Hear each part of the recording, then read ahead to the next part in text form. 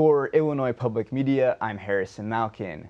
Today I'm doing the fourth of a series of interviews of congressional candidates and congresspeople ahead of the November general election. For this show on Friday, September 9th, 2022, I'm speaking with Democratic candidate Nikki Budzinski. Nikki is running against Regan Deering, a Republican, and Nikki is here with me in the studio for Illinois Public Media in Urbana-Champaign. Nikki, thank you so much for joining me. Thanks for having me, Harrison. It's good to see you again. Yeah, you too. Yeah. So first, just tell us a bit about your political background. Sure. You've been in politics, but now you're very front-facing, which is a first for you. It is a first for me. I'm a first-time candidate. I'm somebody who has spent either my life in public service, working for really great people, or actually working in the labor movement. But consistently throughout my career, I've always been very focused on working people and how are we helping working men and women, especially right now when I think people are struggling still out there. When I work for the United Food and Commercial Workers Union, I often talk about, as I'm campaigning through the 13th district, I'm one of the few congressional candidates you'll meet that's been on multiple kill floors. I know the dangerous work that working men and women do every day and that they need an advocate. And in this case, it was the UFCW, but I want to be their advocate in Congress. And so my background, I think, has really gotten me to a good place where I can point to things that I brought people together to get things done. And that's what I did when I was in public service. Working to get things done on behalf of working men and women, bringing different sides of an issue together to do that. That's what I want to do in Congress, and I think that's what people want to elect, is somebody that's going to go to Congress and accomplish things and not be a part of the political noise. And why this newly drawn 13th district? What compelled you? Well, I have to say I'm really proud to be here in Urbana because I'm a proud Illini grad. I graduated from the University of Illinois. I've spent a lot of my career living in Springfield. I'm proud to call Springfield my home. When I worked in Springfield, that was when I helped to negotiate the passage of the $15 minimum wage. So I've had some real accomplishments and work that I've done that have benefited working people in Central and Southern Illinois. And I also have spent a lot of time in the Metro East area. That is the newer parts of this district, the two counties, Madison and St. Clair County, that are just on the other side of the Mississippi River from St. Louis. These are communities that really need a federal congressional advocate and really haven't had that person in a very long time. And so I was excited to be home and running for Congress and taking on this challenge as a first-time candidate. So according to a report from Mark Maxwell, you voted numerous times in recent years in Chicago. How would you address that concern that some people might have? Look, when I've not been in this district, I've always been working on behalf of working people, and that's something I'm incredibly proud of. As I mentioned, I work for the UFCW. I also work for the International Association of Firefighters when I was advocating for them to have better training, more equipment, a dangerous work environment that they do every day fighting on their behalf. So when I wasn't in Springfield, I was working on behalf of issues that support working people, and that's why I want to go to Congress. So you've worked a lot in labor. You've been outspoken on the campaign trail about economic issues like inflation, which is still plaguing people in this district, really across the country. Yeah. What would you like to see done differently if you were elected to Congress? Well, I think some of the things that we need to be doing is focusing on how working people can keep more of what they earn. I will go to Congress and fight for things like middle-class tax cuts. It's also why when we have seen gas prices high, I'm really glad to see that they're starting to go down. But I think we need to provide more relief at the gas pump for working people struggling to just fill up the gas tank. That's why I've called for a federal gas tax freeze until 2023, just to give working people a little bit more breathing room. I also very strongly support something that did happen in Congress, which was allowing Medicare to negotiate over prescription drug prices. Let's lower the cost of prescription drugs. Let's cap the cost of insulin at $35. Those are real tangible things that I think are helping working people save money and keep more of what they earn. That's the kind of economic focus I want to have when I go to Congress to support working people that I do think, Harrison, are still struggling as we're recovering from COVID. When you look around the district and you think about some areas that might be struggling, which parts are those places? Well, I think there are communities like, I look at in St. Clair County, for example, in East St. Louis. East St. Louis, their #1 employer is a casino. is the casino queen. I think we can find more economic development opportunities in communities like East St. Louis and in Centerville. You know, I was really excited just this week. It was announced in Decatur that TCCI is going to be making and bringing back more manufacturing here in Decatur to build compressors for EV vehicles that are going to be built just in Bloomington Normal, just on the other side of the 13th Congressional District. That's creating real manufacturing jobs. One of the things I think is really important, and I do spend a lot of time talking about, is in, you know, as we're recovering from COVID, what we've really seen is some vulnerabilities in our supply chain. We are overly reliant on a global supply chain. We need to be finding ways to make more things here in central and southern Illinois. That will relieve the pressures on our supply chain, and it'll relieve inflation pressures as well. It's creating good jobs. I think that's exactly what you saw in Decatur with the announcement of TCCI, but I think there are really impoverished areas that need more economic development focus, like I highlighted with East St. Louis. I want to be focused on those areas and making sure that we're lifting up all communities throughout central and southern Illinois, and I'll be focused on all those issues in all those communities for working people.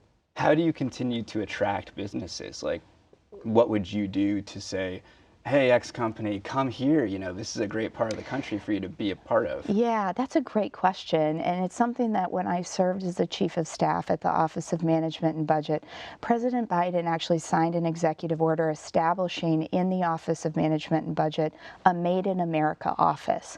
And why that's so important is what it said is we need to be prioritizing federal dollars. Taxpayer dollars should be incentivized toward American businesses and American workers and supporting that. And that's what we did at the federal level. I think we need to be expanding that to incentivize new industries. You know, I think one of the things that is exciting, I mentioned EVs in Bloomington and what's happening at TCCI. That's a direct result of attracting new electric vehicle industries to central Illinois. That's the kind of innovation that I want to be doing in Congress, and it's what I want to be doing to support working people throughout central and southern Illinois.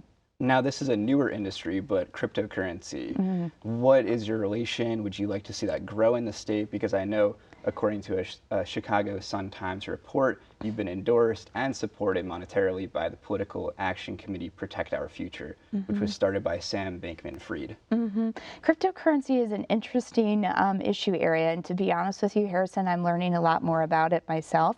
I guess what I would say is, like any, you know, any market, there needs to be regulatory protections that are going to take care and make sure that consumers are protected. It is opening new markets, and so I think that is exciting. It can be exciting, but we do need to make sure that we have an eye on protecting consumers as we're looking at that market expanding.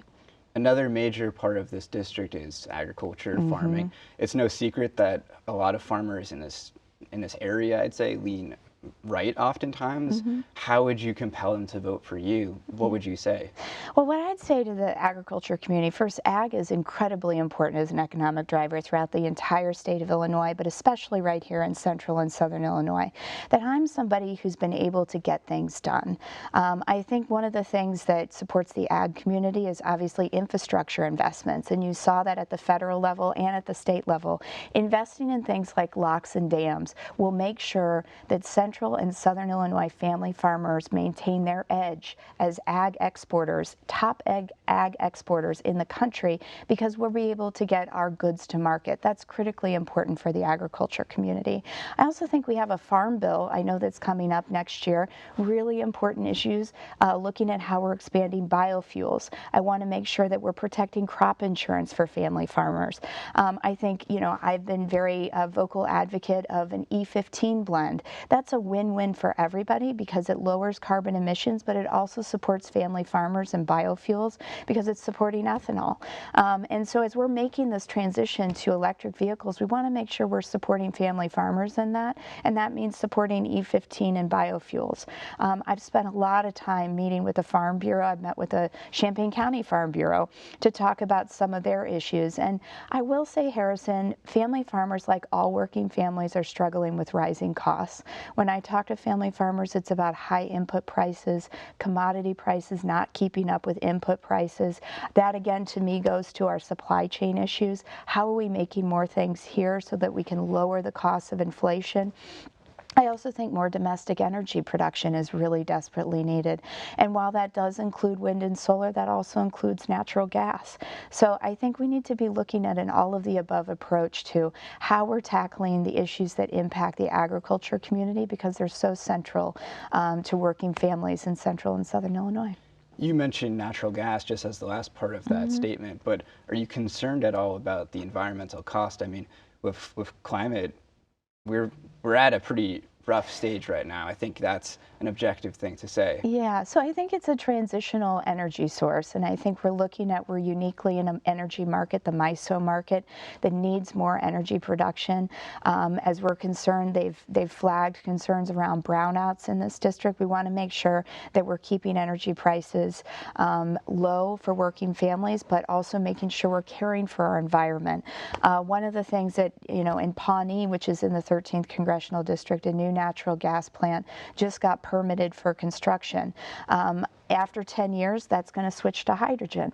I think that's a positive step forward, but I think we need to be looking very specifically at our transition to a clean energy economy. That's critically important as we look ahead to the future. In that kind of transition, would you support a Green New Deal? This is something I asked Robin Kelly about. Look, I don't support the Green New Deal because I think it's too ambitious as far as what the goals that they've set in it. I think this is a transition. We need to take working people into account in that transition. Energy prices, where we're getting our energy. I think that's critically important. That's why I can't sign on to the Green New Deal. Now, there have been over 300 mass shootings so far this year, according to the Gun Violence Archive. What would you like to see done in Congress to solve this problem? Well, I think there are some exciting bipartisan pieces of legislation that have happened over this last year, and addressing gun violence and the scourge and the expansion of guns in this country and guns, the proliferation of it.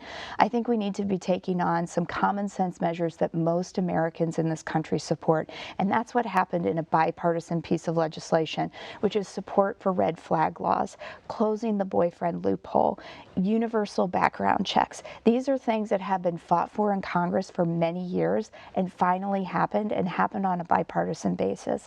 I'll be looking for those kind of bipartisan solutions when I get to Congress, and I think addressing gun violence and the proliferation of guns in this country is an important one, and that's what I'll be looking to continue to do in Congress when I'm elected. Would you support a ban on assault weapons? I think that's also something that's been talked about recently. Look, I think we need to get military-style weapons off our streets. I think that is a real issue. And so I think when you look at the Highland Park shooting and what happened there, it's deeply disturbing to me that it was the children in Highland Park that were informing the parents and the adults on how they can duck and hide from an active shooter. That's not the kind of world we should be living in. I think we should make sure that kids can go to school safely, people can worship in their places of worship safely, people should go to grocery stores and be able to be safe. That's what we should be really focused on.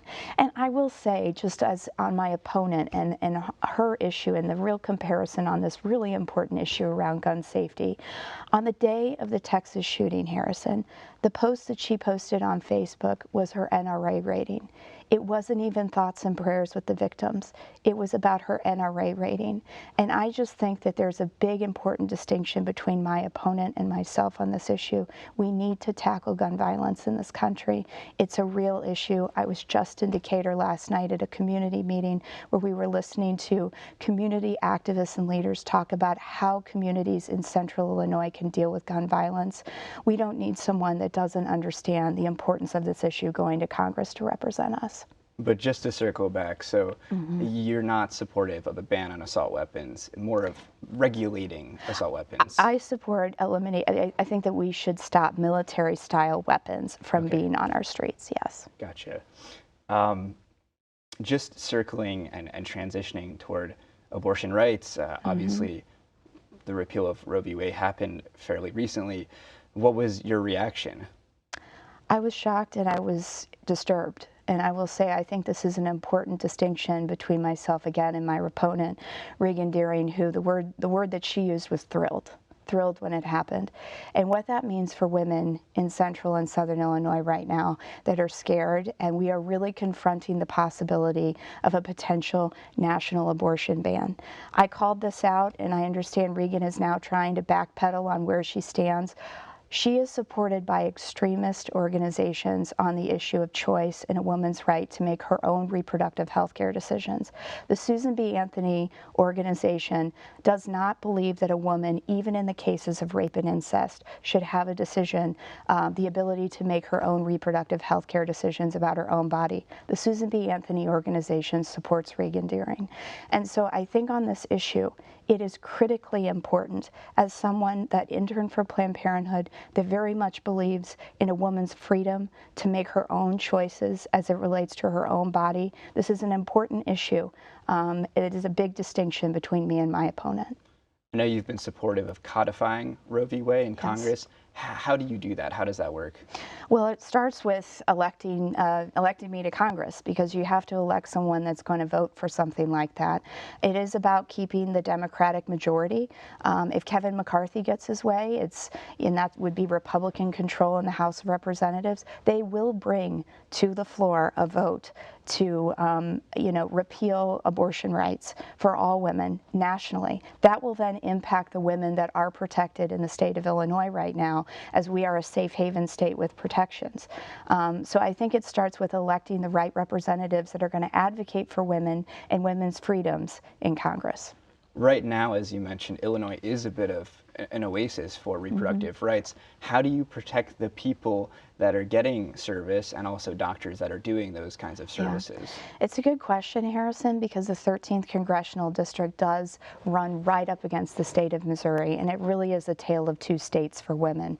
On the day of the Dobbs decision overturning Roe versus Wade, the Missouri governor on that day signed the trigger law that outlawed abortion for women, even in the cases of rape and incest. So what that means for the 13th Congressional District, in Fairview Heights, where there's a Planned Parenthood clinic, in Granite City, where there's Hope Clinic, they are seeing, both of those clinics, an influx of women from out of state coming in looking for health care, looking for reproductive health care. And I want to be their partner, their ally in Congress, to make sure that women's rights to make their own health care decisions are protected. And that starts with codifying Roe versus Wade. Thank you so much. Let's just finish off with your elevator pitch to voters. What would you say to people in the 13th District in 1 or 2 lines? Why should they vote for you? I want to go to Congress to fight for working families and to get things done for working families. I've spent my entire career focused on those issues, creating good jobs, lowering the cost of health care, creating economic opportunities for working men and women. It's why I want to go to Congress. I've spent my career doing it and getting things done for working people. As a partner in making sure that we were raising the minimum wage, getting broadband and high-speed internet access accessible and available to working people throughout Central and Southern Illinois. Those are 2 examples of the things that I've actually been able to accomplish in government. It's what I want to do in Congress to get things done for working people. Thank you again. Thanks, Harrison. For Illinois Public Media, I'm Harrison Malkin.